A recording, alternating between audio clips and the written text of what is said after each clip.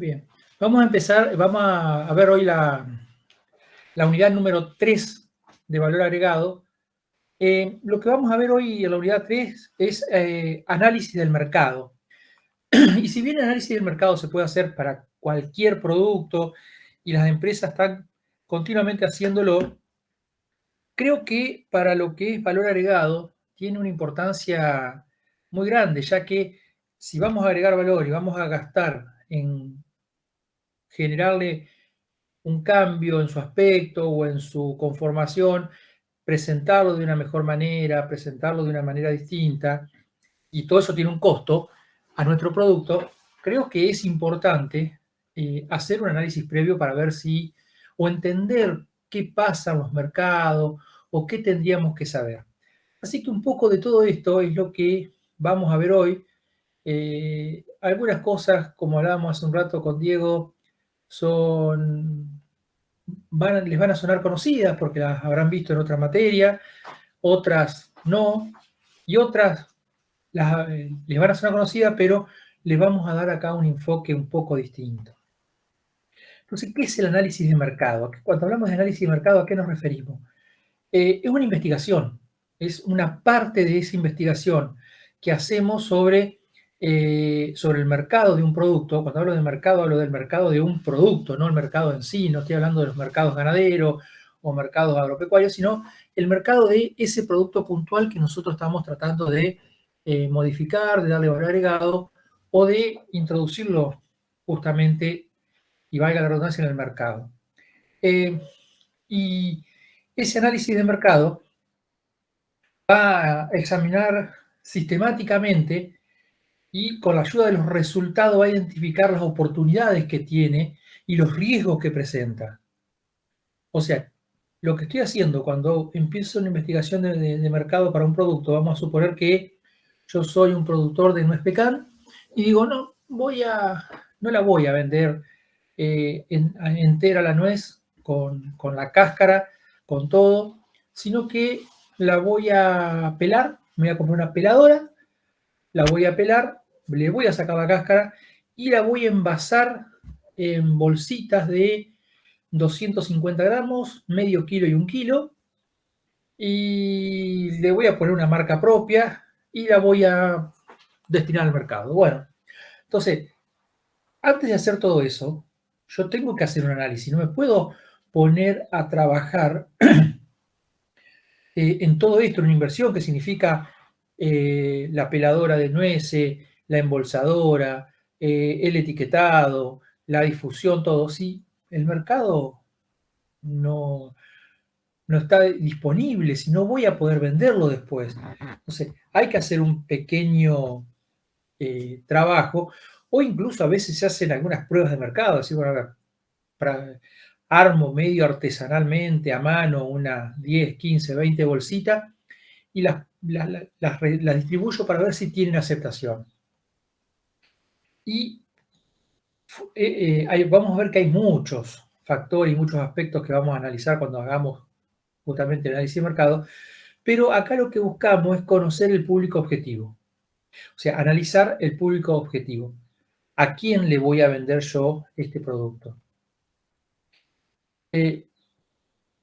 Partiendo de ahí, no puedo desconocer también que en esto voy a tener competidores, voy a tener industrias de las cuales voy a depender, porque las bolsitas se que tener que comprar a alguien, los repuestos de la máquina peladora también, el etiquetado puede ser en la misma bolsa, pero si no, voy a necesitar a alguien que me los imprima. Entonces, voy a tener ciertos proveedores, voy a tener clientes, voy a tener competidores, voy a tener variables que van a ir cambiando, como ustedes vieron en economía, cómo cambia la oferta y la demanda, el ingreso de los consumidores, los gustos, las modas. Entonces, voy a tener que ir viendo todas estas cuestiones.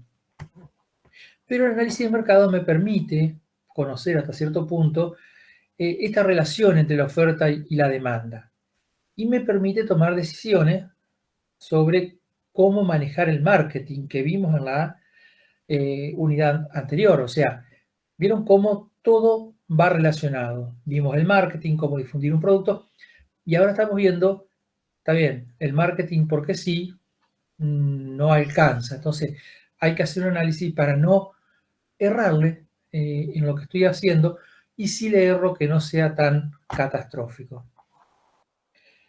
¿Y cuáles son los métodos que puedo utilizar? ¿De qué forma puedo yo encarar este análisis de mercado? Primero, yo para trabajar ahora esto necesito información fiable. Tengo que trabajar sobre información verdadera. No puedo trabajar, y acá un poco, que se lo he dicho en algunas otras materias que hemos compartido, ojo con Internet, ojo con entrar a un buscador cualquiera en Internet, porque el problema no es el buscador, y poner eh, consumo de nuez pecan. Vamos a ir con el ejemplo de la nuez pecan. Consumo de nuez pecan. Y me van a mostrar de que sí, pero ¿y cuánto de eso es verdad? ¿Cuánto de eso es invento? ¿Cuánto de eso es publicidad? ¿Cuánto de eso realmente me sirve? Entonces, hay una cantidad de métodos, pero los métodos de investigación, como cualquier investigación, y ya lo habrán visto, ya se están haciendo seminarios o algunas otras materias de práctica profesionalizante, por ejemplo, que tienen que hacer algún tipo de investigación, van a ver que las fuentes son primarias y secundarias, para cualquier tipo. Recuerden que dijimos al principio que el análisis de mercado era una parte de esta investigación. Entonces, la investigación tiene estos dos tipos o estas dos fuentes de investigación. En la investigación primaria vamos directamente a entrevistar expertos, ¿sí? Y recopilamos datos nuevos. Son datos que estamos recolectando, lo estamos obteniendo en crudo y lo estamos analizando. Así como, por ejemplo, puede ser, acá dice, por ejemplo, una entrevista a expertos. Bueno, vamos a investigar a gente que se ha dedicado, que se dedica o que investiga el tema de la nuez pecan. Podemos hacer encuestas, esto es una entrevista, podemos hacer encuestas a los consumidores, ir a la puerta de un supermercado y encuestar a la gente que sale: ¿usted consume nuez pecan o le gustaría, o consume fruto seco, o conoce la nuez pecan? Entonces, uno va viendo qué recepción tiene el producto que yo tengo. Y acá, como siempre, viene una anécdota, porque justamente esto es lo que ustedes quieren escuchar, porque por ahí los datos más fríos los pueden encontrar en Internet, por ejemplo. Pero bueno, cuando en su momento, bueno, en algún momento empecé una plantación de higo que después, bueno, fracasó por diversos motivos, pero no comerciales, pero tuve una plantación de higo de más o menos media hectárea, pero esto venía de la mano con otros 2 o 3 clientes que me pidieron que los asesoraran en el cultivo de higo. Y antes de empezar, porque la verdad que tenían bastante superficie para lo que es una producción intensiva de higo, y empezamos a ver, porque dijimos, bueno, listo, está, ¿qué hacemos con el higo? La investigación está, sabemos que es un producto, lo vimos el cuatrimestre pasado cuando dimos cultivos frutícolas y hortícolas, que es un cultivo bastante perecedero, que se conserva poco. Bueno, ¿qué hacemos con el higo? Lo cosechamos, bien. ¿Hay consumo? Vimos que sí, que había una demanda insatisfecha, que había gente que consumiría higo pero que no lo conseguía. Y dijimos, bueno, está bien, pero ¿esto alcanza? Y no, porque teníamos pensado hacer varias hectáreas. Entre ellos tres y yo, que tenía esa media hectárea, la idea era meter unas 5 o 6 hectáreas de higo. Entonces dijimos, bueno, a ver, ¿cuál es la segunda opción? El dulce. Mermelada de higo, higos en almíbar. Nos entrevistamos con algunas personas que hacían eh, higos en almíbar, así más o menos casero. Nos dijeron que si bien ellos tenían proveedores, pero que podían producir y vender más de lo que había, Y llegamos a entrevistarnos con gente de una marca de mermeladas bastante difundida, ¿sí? Eh, y nos dijeron de que ellos necesitarían y tenían la posibilidad de fabricar mucha más mermelada de higo de la que estaban produciendo en ese momento, que el problema era la oferta, que no tenían quien les vendiera higo.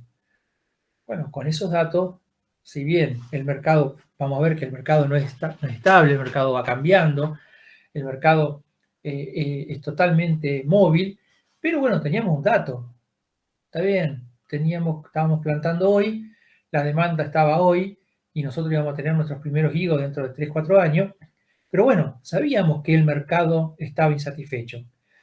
Eso, que parece muy simple, que en la práctica no lo es tanto, es un poquito complicado, pero eso así es un estudio de mercado, con fuentes primarias, porque no había mucho para saber sobre producción de higo en la Argentina, y mucho menos producción de higo en Entre Ríos.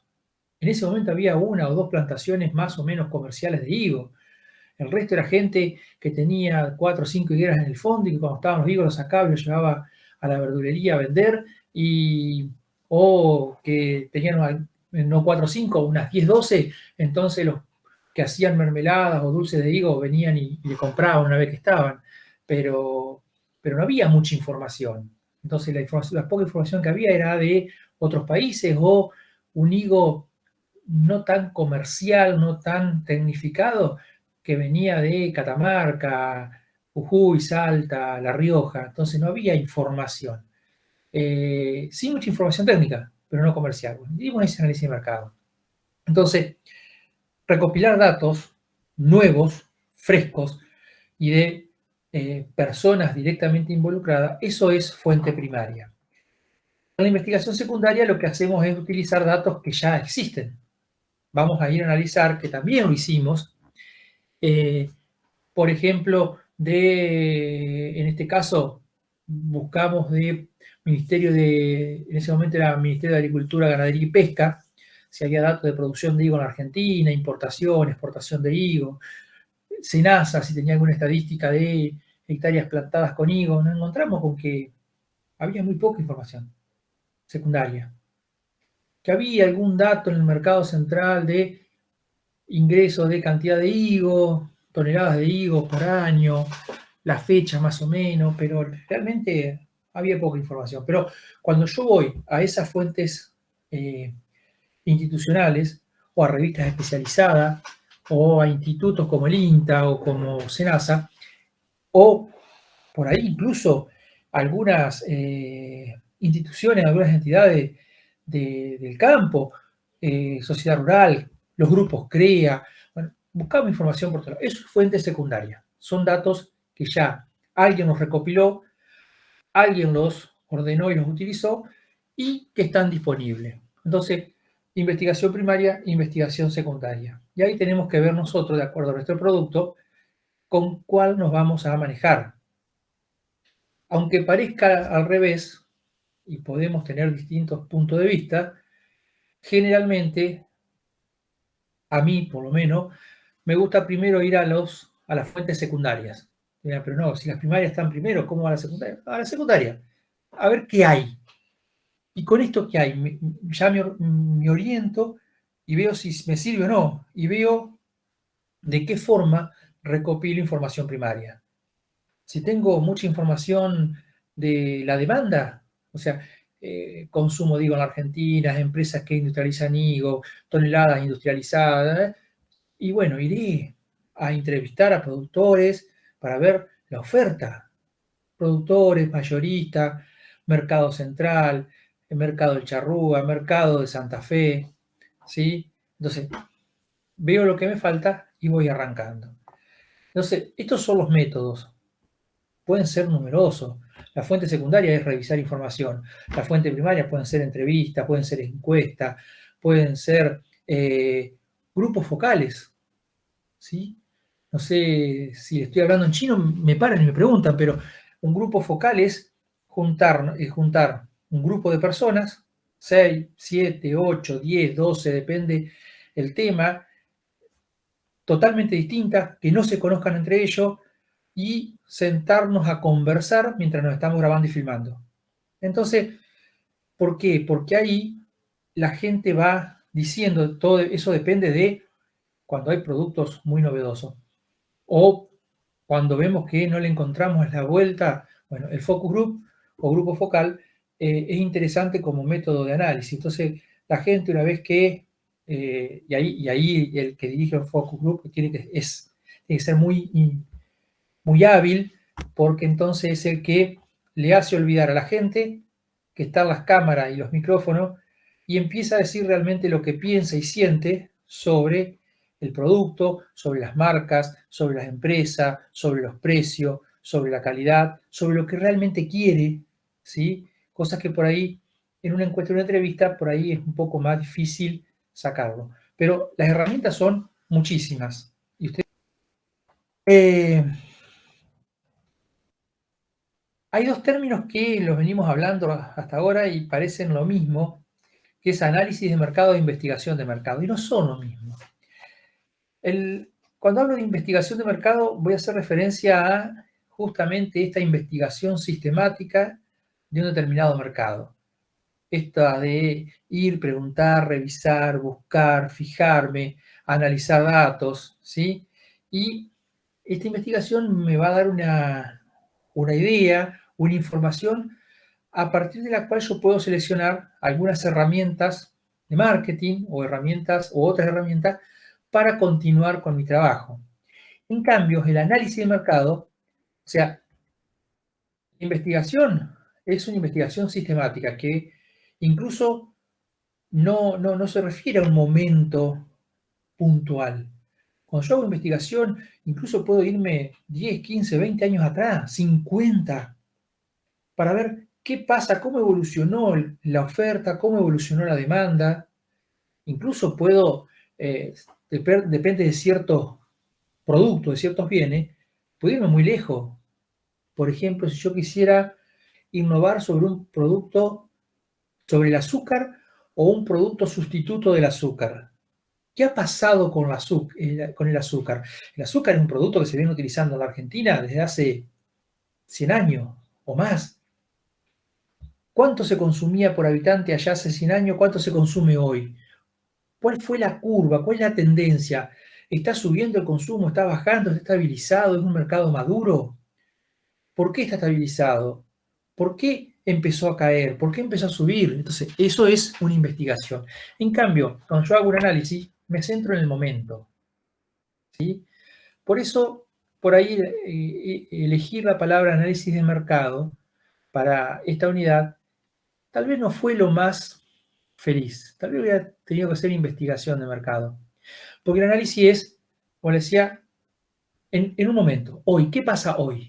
Está bien, yo conozco la evolución, pero hoy, ¿cuántas empresas hay que ofrezcan el producto? ¿Cuántos consumidores hay? ¿Cuáles son los problemas para entrar, para salir? Que ya vamos a ver cómo se llaman esos problemas, que ya tienen que haber también en economía o en mercado, para entrar, para salir.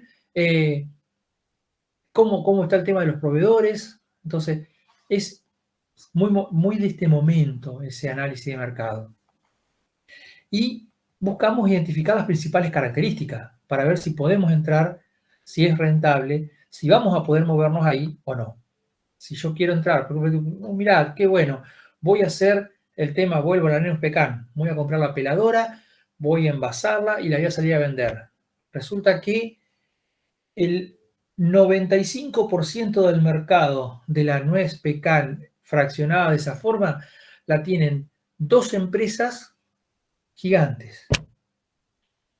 No, no es por ahí, busquemos otra cosa. Porque entrar a competir con, primero, por un 5% del mercado, que serían todas las otras empresas chiquitas igual que yo, es muy chiquito el mercado, porque desplazar a las otras empresas podría llegar a ser muy complicado y poco rentable. Entonces, eso es lo que yo trato de ver en un análisis de mercado. Entonces, limpio, ¿para qué sirve un análisis de mercado? es indispensable para que se establezcan las estrategias y medidas concretas de marketing. Recuerden que marketing no es publicidad solamente, es todo ese análisis que hacíamos y cómo introducíamos nuestro producto al mercado.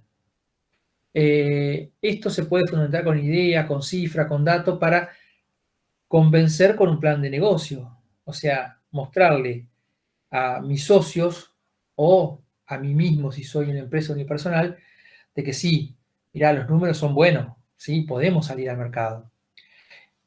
Podemos usarlo para conocer con anticipación la posibilidad o el potencial de un mercado, ¿sí?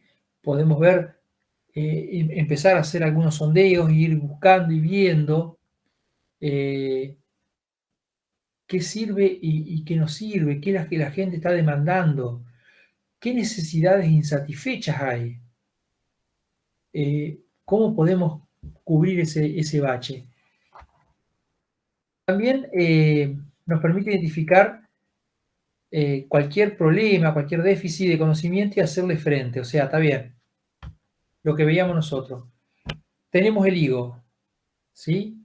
¿Qué hacemos con el higo? ¿Qué hacemos con toda esa producción? ¿Dónde la ponemos? Se pudre muy rápido. El higo, 3, 4 días después de cosechado, ya no está para vender al público. Empieza a ponerse todo blando, pierde turgencia, se arruga, cambia de color.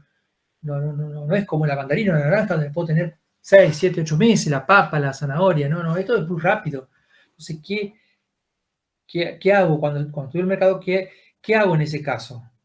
Capaz que entonces convenga o plantar menos plantas de higo o buscar una alternativa, que fue lo que pensamos nosotros.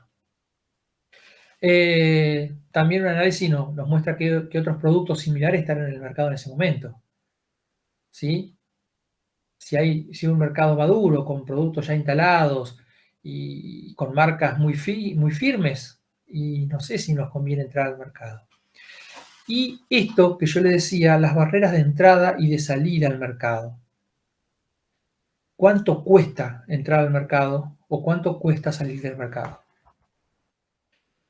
Bien, entonces, sabemos qué es el estudio de análisis de mercado, sabemos para qué se hace, sabemos por qué se hace, cuál es el objetivo y qué tenemos que encontrar, cuáles serían la estructura, los componentes de un análisis de mercado. Primero, la descripción del cliente, ¿sí? Primero tenemos que ver a qué cliente va a ir dirigido mi producto, ¿sí? Porque, por ejemplo, si yo quisiera hacer, y vamos a otro ejemplo agropecuario, yo soy una empresa que me dedico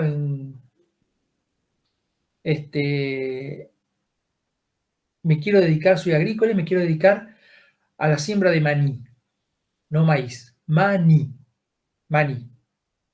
Y voy a comprar una máquina que lo va a moler al maní y me va a fabricar mantequilla de maní, pasta de maní. ¿Sí? Si ustedes miran algunas series o películas norteamericanas, van a darse cuenta que en Norteamérica la mantequilla de maní se usa como nosotros acá la manteca o la margarina. Es muy ampliamente usada. Acá no. Entonces, ¿a quién se la vamos a vender? La gente que le gusta, está dispuesta a consumirlo, o nuestro cliente va a ser la exportación, vamos a exportar a Estados Unidos, o vamos a exportar bueno, con el maní hay un caso especial en Estados Unidos, pero bueno, es otro tema, o vamos a exportar, o vamos a tratar de abrir el mercado argentino y mostrarle de que eso es más bueno, más lindo, más saludable, tiene un buen gusto, nos hace acordar al mantecol nuestro, entonces podemos entrarle por ahí. Primer punto, tenemos que describir el cliente. ¿A dónde? ¿A qué cliente vamos a vendérselo? ¿Sí? Con cualquier producto que hagamos, tenemos que ver a quién se lo vamos a vender. El segundo punto es la percepción del cliente. Está bien. Yo voy a destinar mi producto a este tipo de cliente, a adolescentes o personas entre 15 y 35 años. Fantástico. Ahora tengo que ir a ver esos clientes qué opinan del producto. Porque si la gente entre 15 y 35 años me dice que no les gusta, que lo probaron y no, lo van a, no les gustó, no lo van a volver a comer nunca más, no les sirve, la percepción del cliente es que todo bien, pero no lo van a comprar. Las tendencias del mercado. Las tendencias del mercado. A ver, por ejemplo, si yo quiero poner una grasería, o sea, fabricar grasa a partir de el sebo de la vaca, grasa comestible. Y hoy las tendencias del mercado nos están hablando de que la gente hace, no mucho, 40 años atrás, 30, 30 años atrás, mucha gente cocinaba con grasa. Las milanesas se fritaban en grasa, al guiso o al estofado se le echaba una cucharada de grasa de vaca. Toda la gente tenía un volumen de grasa de vaca importante en la casa. Pero hoy no. ¿Por qué? Porque la tendencia del mercado, bien o mal, buena o mala, no importa, pero la tendencia del mercado es a consumir cada vez menos grasas saturadas. Entonces ya no se consume la grasa de vaca, salvo para hacer torta frita, ya no se consume la grasa de cerdo, o sea, no se consumen más las grasas saturadas, las grasas de origen animal. Entonces, ya el mercado mismo al hacer el análisis va a decir, che, mirá, está bien, hace 50 años el consumo per cápita era de 20 kilos por habitante por año. Hoy es de menos de 1 kilo por habitante por año. Entonces, es un mercado en decadencia. ¿Por qué? Porque la tendencia es esa. Entonces, este estudio tiene que ver este tema y ver que cómo lo va a manejar. Las proyecciones del mercado. Está bien. Puede ser que en este momento esté cayendo por algún motivo, pero resulta que se descubrió un uso nuevo. Entonces puede pasar de que esto aumente. Por ejemplo, pasó yo les conté en algún momento el tema del aceite de lino. Bueno, no sé si ustedes o en otra materia, pero bueno. Entre Ríos era el principal productor de lino de la Argentina en la década del 80, 90. Producíamos muchísimo lino, era nuestro principal cultivo en Entre Ríos. ¿Por qué? Porque se lo vendíamos a la Unión Soviética. Y no me estoy equivocando, no era Rusia, era Unión Soviética todavía, década del 60, 70. El aceite de lino es un aceite secante, un aceite de uso industrial. Pero en la Unión Soviética había un sistema, ellos habían inventado una industrialización del aceite de lino que lo hacían comestible. Un aceite de mala calidad, no buen gusto, pero que a ellos les servía muchísimo y que lo consumían bastante. Entonces todo nuestro lino iba para allá.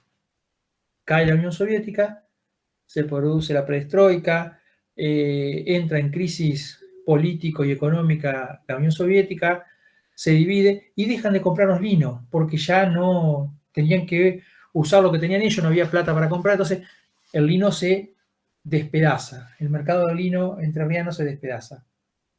Después empieza a resurgir por algunos usos en el tema de la fabricación o de productos nutracéuticos con ácidos omega 3 y omega 6, y después vuelve a subir un poco más con el uso en los biocombustibles.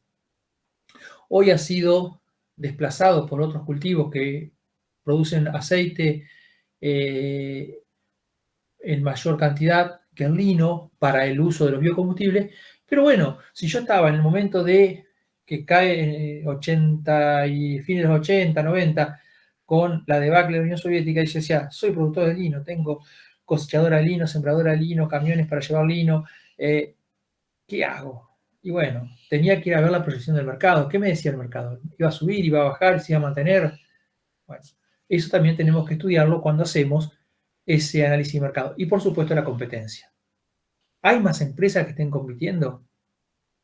¿Hay o soy el primero, o hay 2 o 3 empresas ya muy consolidadas, con marcas muy impuestas, y ya no hay mucho más lugar para que entren nuevos competidores. Entonces, esos 5 puntos serían la estructura de un análisis. El cliente, la descripción del cliente, a quién voy a destinar mi producto, cómo percibe el cliente mi producto, que por ahí puede ser el único y el primero, pero bueno, ¿qué opinan? Si es el primero, ¿qué opinan del producto? ¿Consumiría esto? ¿Lo conoce? ¿Lo ha visto? ¿Lo ha consumido alguna vez? No, bueno, sí, no. Si es un producto que ya aparece en el mercado y le estoy estoy haciendo una innovación, estoy cambiando alguna cosa, bueno, ¿estaría dispuesto a cambiar de marca? ¿Qué consume? ¿Por qué no consume la nuestra? Las tendencias del mercado, las proyecciones y la competencia.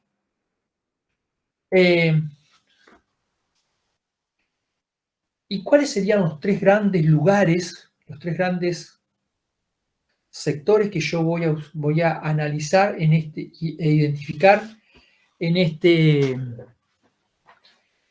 análisis? Por un lado, el macroentorno, o sea, el entorno general. O sea, no mi empresa, no mi producto, sino el mercado. ¿Sí? Entonces, eso me va a permitir saber si yo estoy en condiciones de hacer frente a los cambios que tengo que hacer, al impacto de estos cambios, si estoy dispuesto y estoy en condiciones de hacer ese valor agregado y mantenerme en el mercado. Voy a poder detectar los peligros que puede haber en la compañía, las amenazas, y también las oportunidades, porque estoy hablando de la parte externa. ¿Sí? Hay una demanda insatisfecha de cierta cosa, bueno, ¿puedo yo buscarle de alguna forma y puedo meterme y satisfacer eso o no? ¿O tengo que hacer cambios tan grandes que no los voy a poder soportar? Entonces, ¿cuáles son estos? Cuando yo analizo el entorno general, el macroentorno, ¿cuáles serían los factores? Los factores económicos, ¿sí? Son cosas que ya no dependen de mí. La tasa de desempleo, la estabilidad de precios, tipo de cambio, gasto público, los tipos de interés, esos son factores económicos y estoy manejando el macroentorno, son cosas que yo no puedo manejar. Y en un análisis FODA o en una matriz FODA serían lo que van a conformar las oportunidades y las amenazas. Oportunidades y amenazas son externas. O sea que cuando yo hago este análisis de mercado, un poco estoy haciendo ese análisis FODA del mercado. También hay factores institucionales, factores ecológicos, factores climatológicos, factores sociodemográficos, culturales, ¿sí? Por ejemplo, dentro de factores culturales, lo que yo le decía de las grasas bovinas, de las grasas animales en general, en el caso de los ecológicos ya hemos hablado de la forma de darle valor agregado utilizando cuestiones ecológicas. Hoy la gente está más preocupada por el medio ambiente, por la ecología, entonces trata en lo posible de comprar productos que me estén garantizando de alguna forma ese cuidado del medio ambiente. A ver, cuando yo era chico, el cinturón de seguridad de los autos y los apoyacabezas eran un objeto raro. No sabíamos bien para qué eran. Los cinturones de seguridad eran para los aviones y los apoyacabezas no sabíamos que existía. Hoy por hoy, por ley, y ahí están los factores institucionales, por ley o factores políticos, acá no están, pero los serían los institucionales, todos los autos tienen que tener apoyacabezas y cinturón de seguridad. Y un matafuego. Bueno, estas empresas que hacían cinturones de seguridad, que hacían apoyacabezas, que hacían matafuego, empezaron a crecer por este cambio institucional. Y capaz que fueron empresas que ya existían, pero que hacían otra cosa, y que vieron la oportunidad y cambiaron rápidamente y empezaron a adaptarse a este cambio institucional, este factor institucional que estaba cambiando en el mercado. Y así como un montón de cosas. A ver, empresas que recargaran matafuegos, capaz que había una en toda la provincia, cuando yo era relativamente más chico, o sea, 10, 15 años. Nadie usaba matafuegos, salvo las grandes empresas o alguna empresa muy particular usaban matafuegos, pero no era una cosa que se usara demasiado. Hoy todos los autos tienen un matafuego y encima hay que renovarlo y recargarlo y cambiarle el precinto y revisarlo una vez al año. Una empresa que tal vez hacía otra cosa, pero que tenía las máquinas que pudo adaptar, y cuando aparece esta ley que hay que revisar el matafuego todos los años, dijo, mira, nosotros con 2 mangos cambiamos esto y ya podemos salir a ofrecer el servicio. Bueno, hicieron tal vez un análisis de mercado muy rudimentario, muy simple, muy burdo, pero que les sirvió, cambiaron y hoy están trabajando en eso. Entonces, estas cosas son los factores que yo tengo que evaluar e identificar en un estudio de mercado. Lo que es el macroentorno. El microentorno, la posición de la empresa, ¿sí? Y ahí es donde entran las 5 fuerzas de Porter. O sea, analicé el mercado, analizo la empresa, qué actividades realizo, cómo las realizo, qué es lo que quiero imponer al mercado, qué le quiero vender. Y acá aparece un señor, Michael Porter, que él dice que el éxito de un producto va a depender de 5 fuerzas que están traccionando el mercado. ¿Sí? Y estas... olvidé ponerlas, no, acá están. Y nos dice que estas fuerzas, cuanto más débiles sean, mayores van a ser las oportunidades para ejecutar una acción. ¿Sí? La clave está en lograr posicionar mi empresa en una situación tal que pueda defenderme de las fuerzas, de estas 5 fuerzas, o bien tomar una actitud defensiva, o bien manejarlas para que jueguen a mi favor. Y las 5 fuerzas son estas. Este modelo de las 5 fuerzas. El acceso al mercado para nuevos participantes. ¿Qué sería eso? Y acá entran a jugar lo que se llaman barreras de entrada, que las tienen que haber visto en alguna otra materia, que las barreras de entrada son los problemas o las necesidades que, o las cosas que tengo que hacer para entrar a un mercado.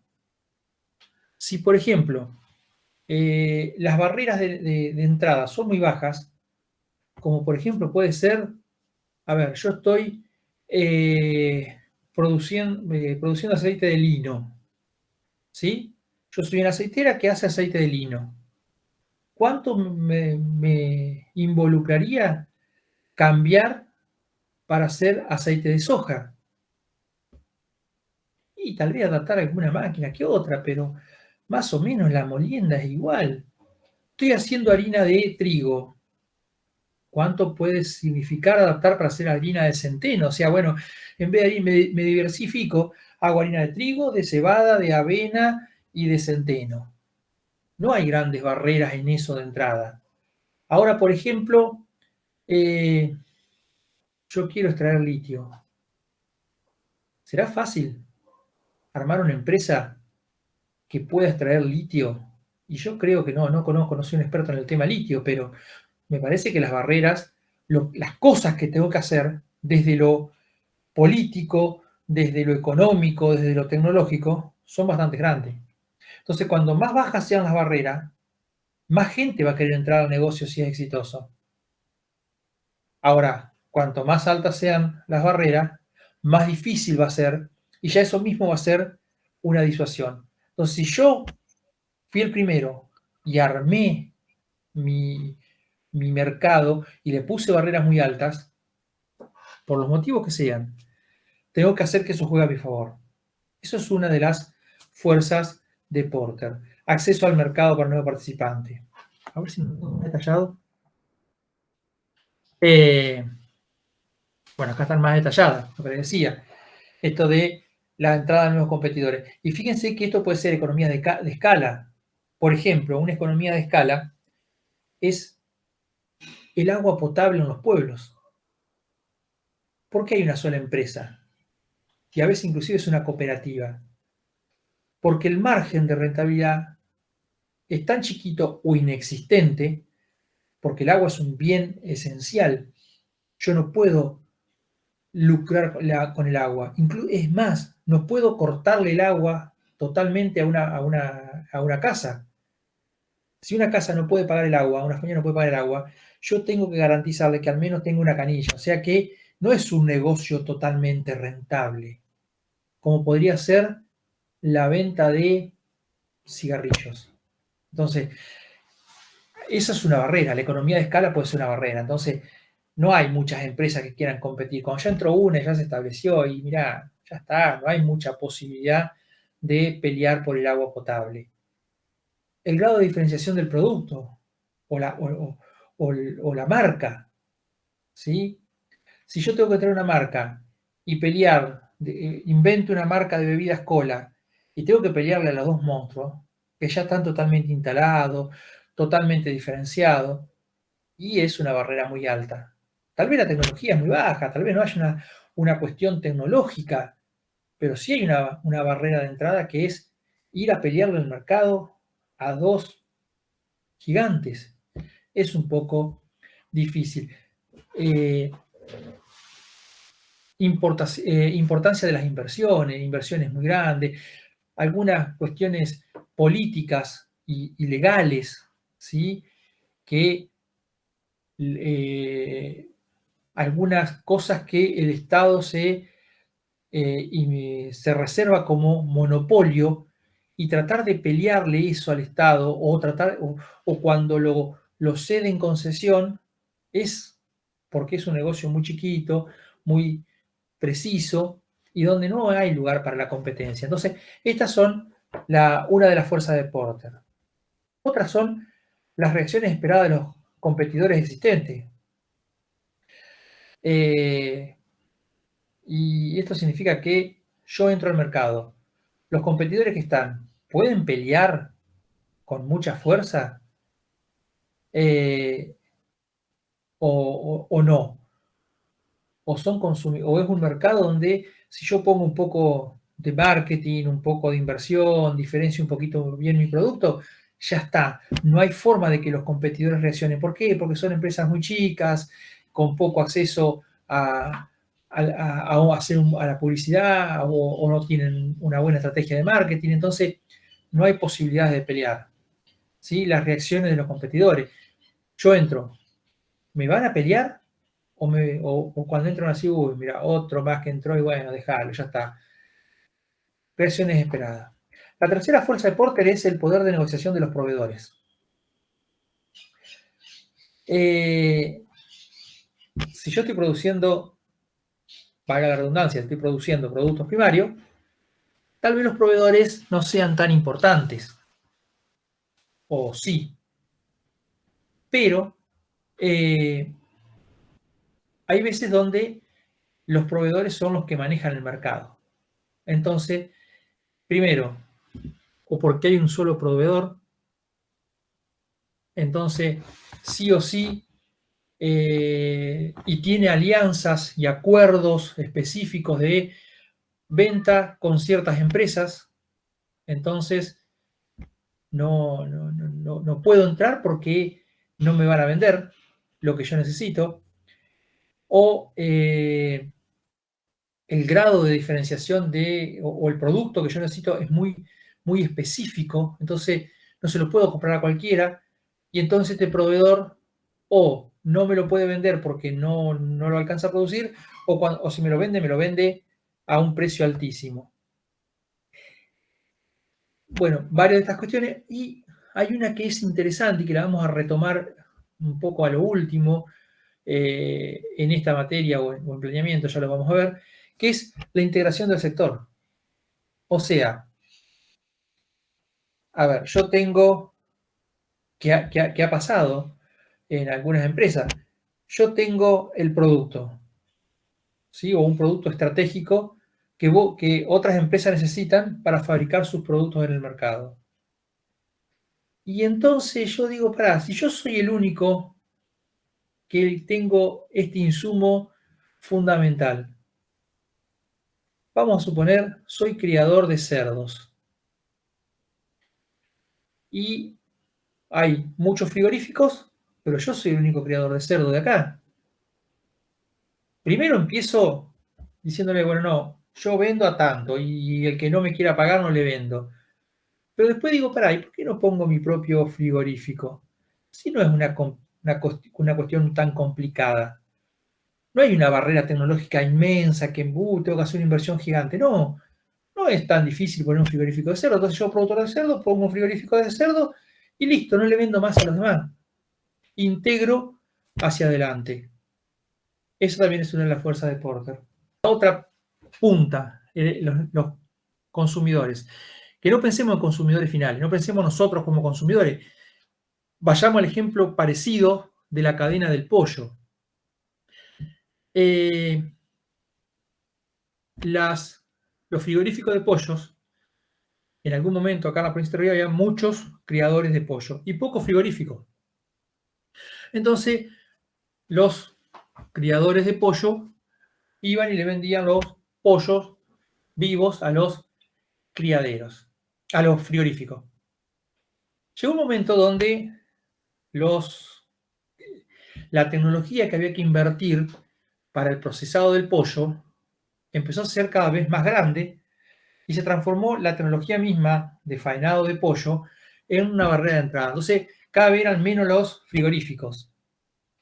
Y entonces empezaron a decir, che, ¿y si en vez de comprarle el pollo que crían los productores, ¿por qué no los hacemos cuasi empleados nuestros? Hagamos la integración para atrás. Tenemos el frigorífico, pongamos la cabaña de pollos y vendámosle los pollitos bebés. No se los vendamos, se los damos. Entonces nosotros unificamos la genética porque tenemos la cabaña, le entregamos los pollitos y le decimos, mira, tenés que hacer esto, esto, esto y esto, y en 45 días, 60 días nos devolvés los pollos y nosotros los faenamos, son todos pollos parejitos y por cada pollo que vos nos entregues nosotros te vamos a dar X plata. O sea, vos no gastas nada, pues te damos el pollo, te damos las vacunas, te damos el alimento, te damos todo y vos lo único que hacés es poner la mano de obra. Y bueno, llegó un momento donde hoy por hoy no quedan productores, creo, o por lo menos hasta hace unos 5 años atrás, no quedaban productores libres de pollo. Todos estaban integrados a algún frigorífico. O sea, trabajaban para el frigorífico. Estaban en su casa, el galpón era suyo, el campo era suyo, las instalaciones eran suyas, la mano de obra era suya, pero el pollo no. Lo tenían ahí, lo criaban, lo cuidaban, le daban de comer, le daban las vacunas, le daban el agua, nada. Los juntaban, los ponían. Es más, el productor hacía todo ese trabajo y ni siquiera levantaba él el pollo. Cuando el pollo estaba, avisa al frigorífico y el frigorífico manda un camión con gente que se encarga de agarrar los pollos, meterlos en una jaula y mandarlos al frigorífico. O sea, fíjense cómo este poder de negociación de los consumidores puede ser una barrera de entrada. Y puede ser una barrera de entrada muy grande.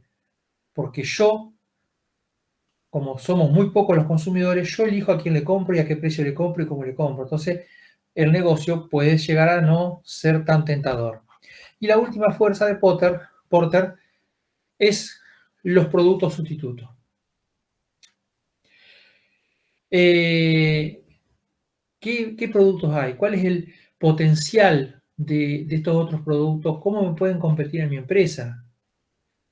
A ver, hoy, por ejemplo, poder de los productos sustitutos, hoy los ingenios que fabrican, que producen azúcar a partir de caña, están pensando mucho en esto con el avance de, primero empezaron a aparecer los edulcorantes sintéticos y hoy con la aparición del edulcorante natural que es la stevia, ¿sí?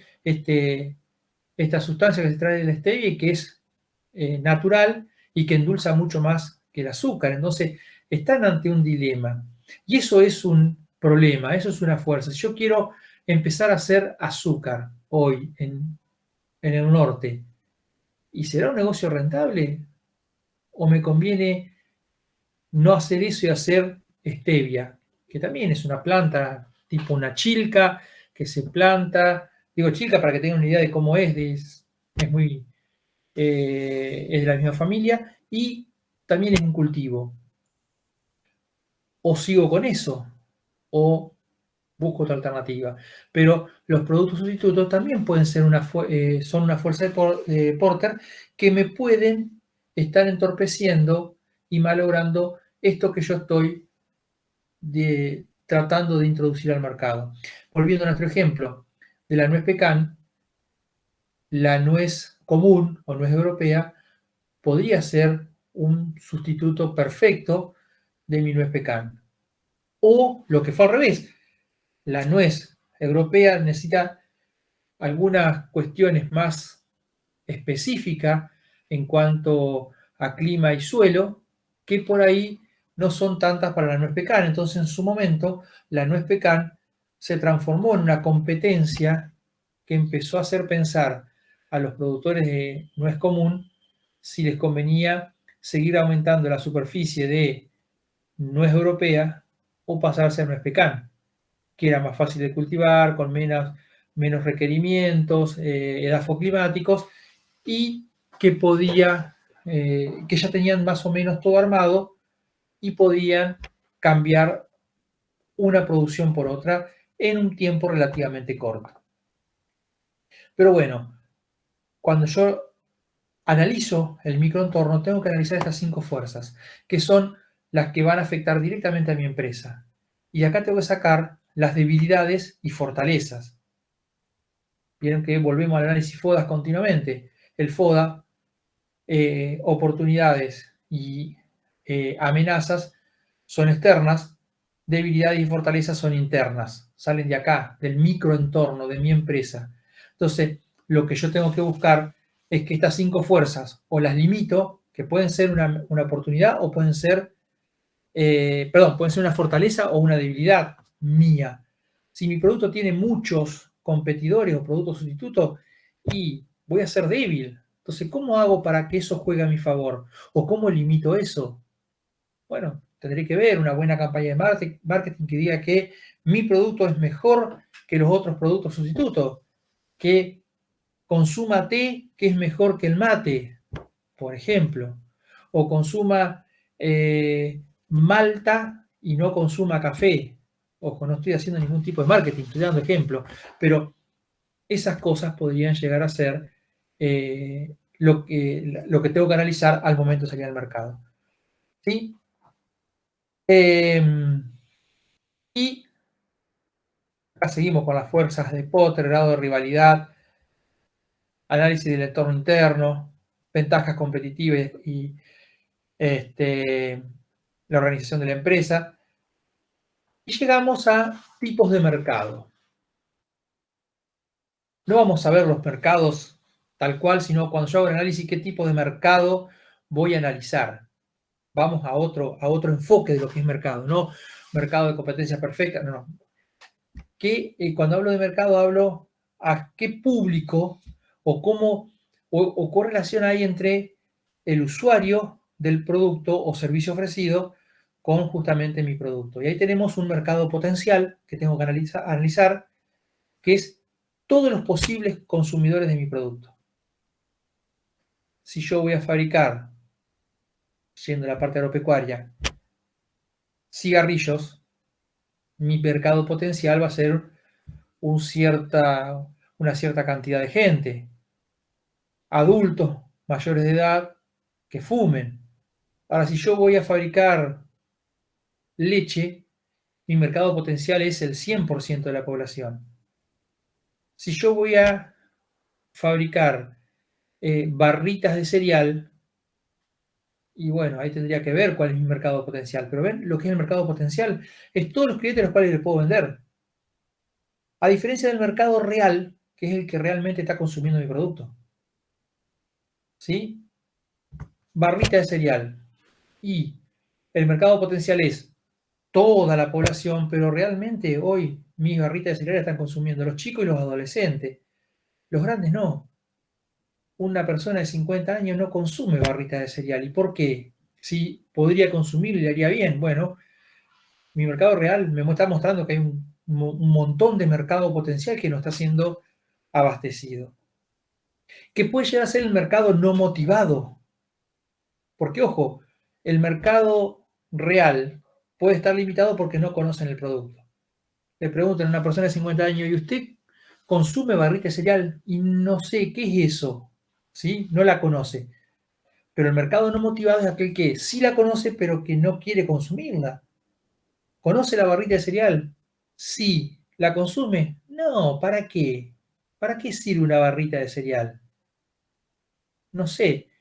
Mercado no motivado. Tenemos un mercado cautivo y un mercado libre. El mercado cautivo es aquel que, por algún motivo, no va a dejar de consumir mi producto. No puede. O los costos de cambiar a otro producto es muy grande. Generalmente cuando yo tengo un mercado cautivo, no tengo que pensar demasiado, no tengo que gastar demasiado tiempo en publicidad, en marketing, en nada, porque es un mercado cautivo. ¿Sí? Esto se da bastante, por ejemplo, en la yerba mate. Hay gente que, si bien dicen, no, todas las hierbas son más o menos iguales, los que tomamos mucho mate sabemos que no. Y podemos entrar a pelearnos por cuál es la mejor yerba, y uno va a decir esta y otro va a decir otra, no, aquella, no esta, no aquella, que es hoy por hoy el mercado de la yerba mate es prácticamente un mercado cautivo. ¿Sí? Y ustedes fíjense que presten atención a las propagandas de yerba mate, que no recuerdo si hay muchas, tampoco miro mucha televisión, pero no recuerdo si hay muchas, pero ¿a dónde enfocan? A la gente joven, a la que empieza a tomar mate. ¿Sí? ¿Por qué? Porque saben que el otro mercado real que tienen ya es un mercado cautivo de cada marca. Hay otra forma de clasificar los mercados que es por la naturaleza del producto. ¿Sí? Mercado de productos agropecuarios, mercados de materias primas, mercado de productos técnicos, mercado de productos manufacturados, mercado de servicios. O sea, cada uno de estos mercados va a tener una forma de analizarlo y vamos a tener una forma de manejar nuestro producto en él. Y después tenemos otra última forma que es caracterizar los mercados en base a las características de los compradores. Y tenemos dos grandes grupos, mercados de consumo y mercados industriales.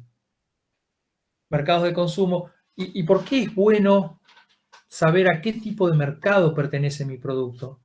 Porque si mi producto es un mercado de productos de consumo inmediato, yo sé que voy a tener que elaborar una estrategia y va a ser un mercado muy activo, con mucha rotación, porque ¿qué son productos de consumo inmediato? Lo que yo compro y como, o consumo, ¿sí? Pescado, fruta, verdura, carne, no duran mucho tiempo, ¿sí? Entonces, ¿qué puede estar pasando? Y puede estar pasando lo que se encontró cuando armamos las ensaladas en bolsita, que la gente estaba consumiendo menos verdura porque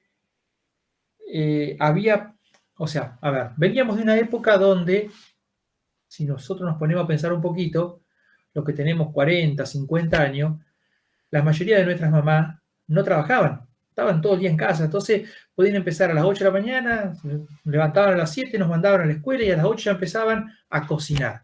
Entonces lavaban la verdura, la picaban, la acomodaban.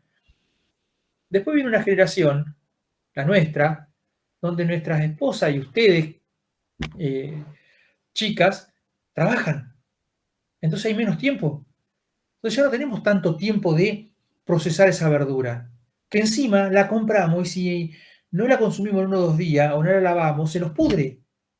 Entonces, la forma en que yo tengo que innovar y que tengo que enfocarme en ese mercado no es la misma de el mercado de productos duraderos, donde un televisor dura un montón, una remera dura mucho, y donde tal vez yo compro, qué sé yo, un juego de tazas y y dentro de 4 o 5 años, cuando tenga que renovarlo, si soy medio bruto, y si no soy tan bruto, dentro de 20 años me pueden durar unas tazas sin que se me rompan, tal vez lo que vaya a comprar sea totalmente distinto de lo que compré.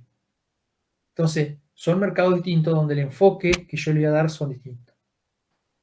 O mercado de servicio, lo que hablamos hoy de las recargas de los matafuegos. O el otro gran grupo son los mercados industriales, donde acá nosotros estamos vendiendo nuestro producto para que alguien lo transforme o lo use en un proceso productivo. Empresas de automóviles, hospitales, mayoristas. O sea, o lo vuelvan a vender, pero no lo consuman ellos. No se consume en la primera venta como puede ser 1 kilo de tomates. Y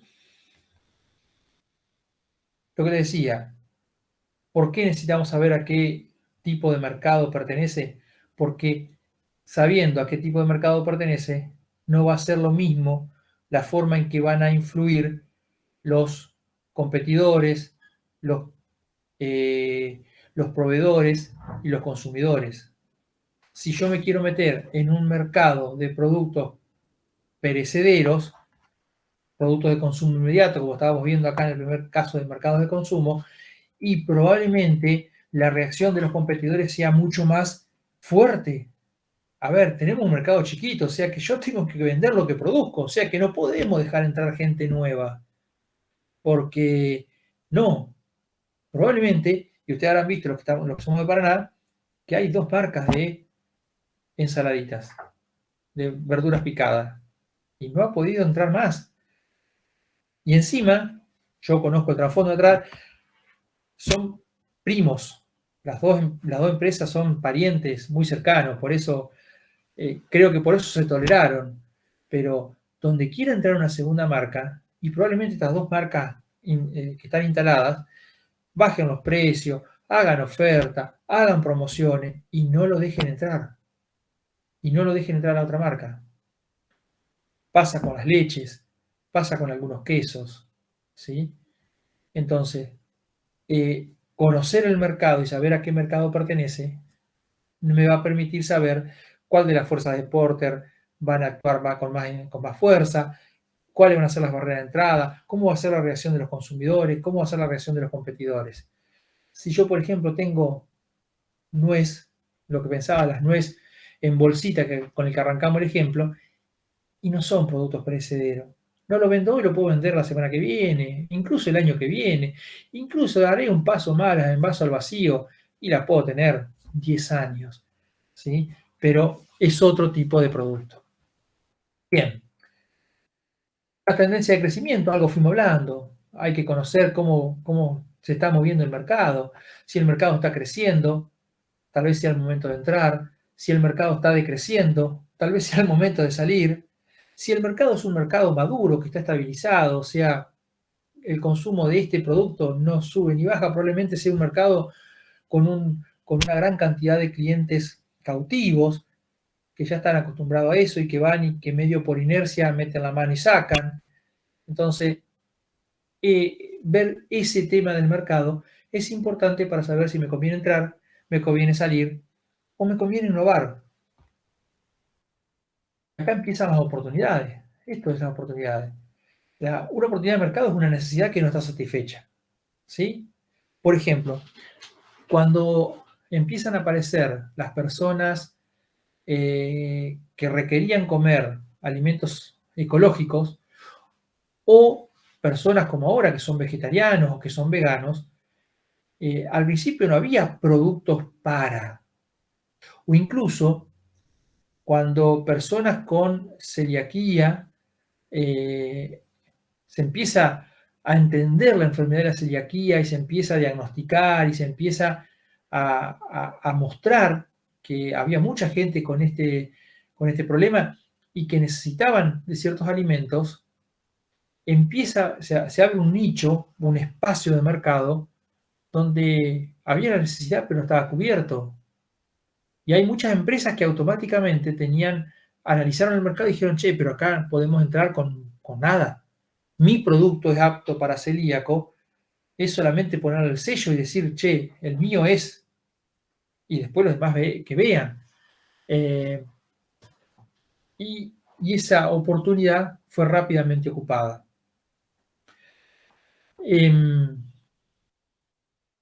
Esto le puede permitir a una empresa empezar a expandirse. La oportunidad de mercado es una posibilidad que tiene la empresa de expandirse, de tener éxito, o incluso de diversificar. Eso también es una oportunidad. ¿Recuerdan lo que yo les contaba y le contábamos con Diego de las segundas marcas de algunas empresas? Algunas empresas de marcas muy posicionadas, porque pensar en La Serenísima, en Sancor, como marcas de leche, y si yo tengo la posibilidad, no lo voy a pensar mucho. Voy y voy a esas marcas, porque la marca es muy fuerte. Ahora, ¿qué pasa? Tiene un costo. Y las mismas empresas vieron que apareció un nicho de gente que decía, che, yo no, me encantaría, pero me salgo de presupuesto, no puedo comprar y consumir leche de esa marca. ¿Qué hicieron las marcas? Vieron la oportunidad, vieron el nicho de mercado, vieron la necesidad no satisfecha y automáticamente sacan una segunda marca. No resignan ni bajan la percepción que tiene el público de su producto primero, pero no son tontos de perder parte del mercado por precios altos. No voy a bajar el precio de esta, pero bajo el de esta. Análisis de mercado, che, hay un 50% del mercado que no está pudiendo comprar nuestras leches y que está yendo a comprarle a la competencia. ¿Por qué no salimos nosotros con una marca barata? Bueno, eso aparece en estudios del mercado. Y muchas veces eso que algo que por ahí no comenté al principio, las empresas grandes contratan empresas de servicios que le hacen el análisis de mercado. Las empresas chicas generalmente lo hacen ellos mismos.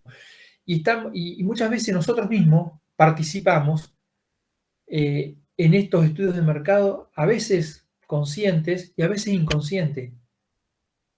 A veces hay gente especialista que está parada en la góndola mirando y dice, bueno, se acerca una persona, se para frente a la leche de mayor valor, la mira, la vuelve a mirar, la piensa y la carga en su carrito. Viene otra, la mira, la piensa y pero no, sigue de largo y compra la leche más barata. Bueno, ¿cuánto hicieron una cosa, cuánto hicieron otra? Bueno, listo. Ahí sale un resultado que dice, che, mirá, hay un 50, un 60% del mercado que miró tu leche, pero estaba muy cara, no la compró. Y aparece la oportunidad. Entonces, ustedes se ponen a ver este listado de oportunidades de mercado, muchas de estas cosas estaban también relacionadas con lo que fue en la primera clase las posibilidades de agregar valor. Fíjense, oportunidad de mercado nueva, producto que no existe, recursos sin explotar, productos que sí existen, pero que hay gente que quisiera comprarlo y no lo consigue. El caso que hablábamos del higo. ¿Existe el higo? Sí, hay higo. Y hay mermelada de higo, y hay higo en almíbar, y hay higo fresco, pero yo quisiera comer más mermelada de higo y no consigo. Oportunidad de demanda reprimida, que sería algo parecido, pero no lo mismo a recursos sin explotar. Oportunidad tecnológica, con un pequeño cambio paso lo que hablamos de los aceites, con muy poquito dejo de moler trigo solamente y capaz que agregando un equipo de limpieza para que no se me mezclen las harinas y distintos hilos y hago en vez de harina de trigo solo, hago harina de trigo, harina de cebada, centeno y avena. Oportunidad de nicho, lo que hablábamos de los nuevos consumos, veganismo, vegetarianismo, productos ecológicos, muchas cosas que van apareciendo y que pueden llegar a parecer moda, pero que créanme que no, muchas de esas cosas no lo son. O diversificación, lo que hablábamos de la leche. abro mi abanico de cosas y no ofrezco un solo producto, ofrezco un abanico de productos que el consumidor puede o no saber que son míos, no importa. Mi problema no es, mi problema es que sigan reconociendo que esta leche es mía y es la mejor y la más cara. Y después que los que no pueden, por lo que sea, o no quieren, porque a veces no es que no puedan, no quieren gastar tanto, porque dicen, no, leches son todas leches, yo no voy a gastar tanta plata en esa leche, bueno, voy a esta y termino comprándole a la misma empresa. Bueno, ¿cómo encontrar oportunidades de mercado? La fuimos hablando. Identificar un mercado rentable, análisis de mercado, segmentación de los consumidores, ya hemos hablado en otra oportunidad de qué segmentar, evaluar nuestra oferta, analizar la competencia, analizar los productos y servicios complementarios, eso no lo hemos hablado todavía, porque hablábamos de los sustitutos, pero también están los bienes complementarios. Si yo para consumir mi producto, si yo vendo máquinas de café, ¿sí? ¿Vieron esas maquinitas de café que ponen por ahí en empresas grandes o en escuelas o en algunas dependencias públicas? Una máquina de café que uno va a poner una monedita, pone el vasito y sale el café. Y si yo estoy vendiendo esas máquinas, y tal vez tendría que analizar también el mercado del café y el mercado del té y el del mate, por las dudas, productos sustitutos. O analizar mercados extranjeros. Si yo estoy dentro de un mercado totalmente maduro, que no crece ni decrece o que está empezando a decrecer, y tal vez sea momento de mirar para un poco más lejos y analizar un mercado igual, pero fuera del país, que me permita seguir manteniendo mi nivel de producción. Por supuesto que todo esto tiene limitantes. La investigación de mercado tiene limitaciones, ¿sí? Se apoya en el método científico porque investiga, reduce riesgo, pero no lo elimina. Además, un análisis de mercado está hecho por personas y tenemos que tratar de que sea lo más imparcial posible, pero siempre vamos a tener sesgos. Por eso hay que tener cuidado cuando hacemos el análisis de mercado de no estar estar llevando la vara para el lado que nos conviene. ¿Sí? Por eso la metodología es importante. ¿Qué metodología uso y de qué forma la uso? Y fíjense que hay algunas herramientas para análisis de mercado que no vamos a entrar en detalle acá, cómo funcionan, para qué sirven, se las nombro para que las encuentren, para que las vean. Si a alguno le interesa, le podemos dar bibliografía, pero la técnica puede funcionar muy bien. Y yéndonos de esto, lo que yo siempre le digo cuando la técnica puede funcionar muy bien, pero siempre hay operarios que pueden cometer errores. Es muy difícil que si yo quiero hacer un análisis de suelo, el análisis me dé mal en el laboratorio. ¿Por qué? Porque la muestra se despersonaliza, al analista le llega una muestra que no sabe de quién es, ni para qué, ni de dónde le sacó, ni por qué llegó ahí, la mete en un aparato y salen los resultados. Hay un par de cosas intermedias, pero bueno, no es tan difícil. Pero puede fallar, sí. Si yo, para ganar tiempo como técnico, en vez de hacer un muestreo secuencial en todo lote, pego un palazo acá y saco una muestra de acá, solamente un campo de 50 hectáreas, abro la tranquera, cruzo, pego un palazo, cargo la bolsa y me voy. Y es muy probable que ese análisis esté muy mal hecho. ¿Y qué es lo que está mal ahí? ¿La técnica de análisis? No, el operario. Y acá lo mismo.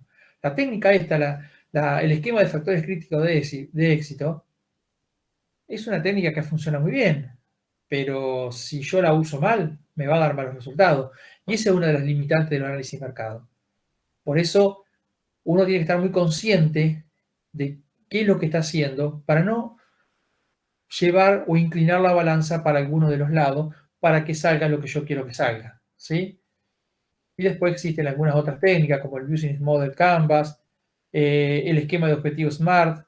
Son todos modelos de análisis de mercado que no me eximen de tomar los datos, de hacer las encuestas, de hacer las entrevistas. No, no. pero después me permiten manejar esos datos y poder llegar a un resultado para saber cómo estoy posicionado con mi producto o con mi empresa en el mercado actual.